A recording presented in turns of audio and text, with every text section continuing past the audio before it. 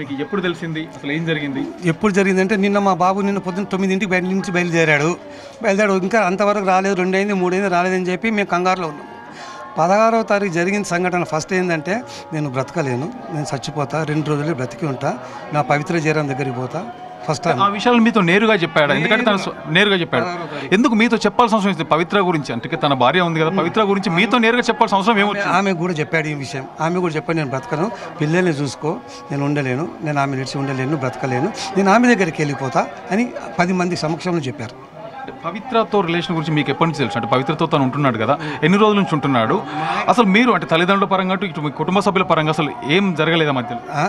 మా ఇంటికి రాకపోవడం పవిత్ర జయరాము 5.5 సంవత్సరం నుంచి మా ఇంటికి వస్తలేడు, కట్టుకున్న పిల్లం ఇంటికి కూడా వస్తలేడు. పవిత్రతో మీరు ఎప్పుడైనా మాట్లాడడం జరిగిందా?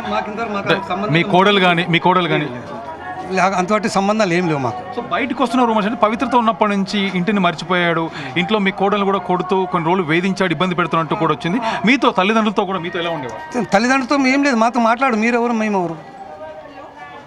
మేమెవరు, మా బతుకులు మేము బతుకుతున్నాం.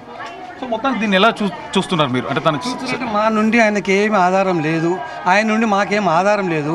లాస్ట్కి వస్తే కట్టుకున్న పిల్లలకు కూడా ఏం ఆధారం లేకుండా చేసేసి దాటుకున్నాడు. తన బతుకులు తన అయ్యాసిలో ఉన్నాడు. పిల్లలు ఏజ్ వాళ్ళు ఎంతమంది పిల్లలు? 4 ఏళ్ళు ఒకరు, 6 ఇయర్ ఒకరు, పాప బాబు. మధ్యలో ఇప్పుడు పిల్లలతో కూడా చందు ఎప్పుడు ఇంటరాక్ట్ అవ్వలేదు? లేదు, 5.5 ఇయర్స్ నుంచి రావడమే బంద్ ఇక్కడ ఇంటికి, రిజిమెంటల్ బజార్కి, ఈ సికింద్రాబాద్.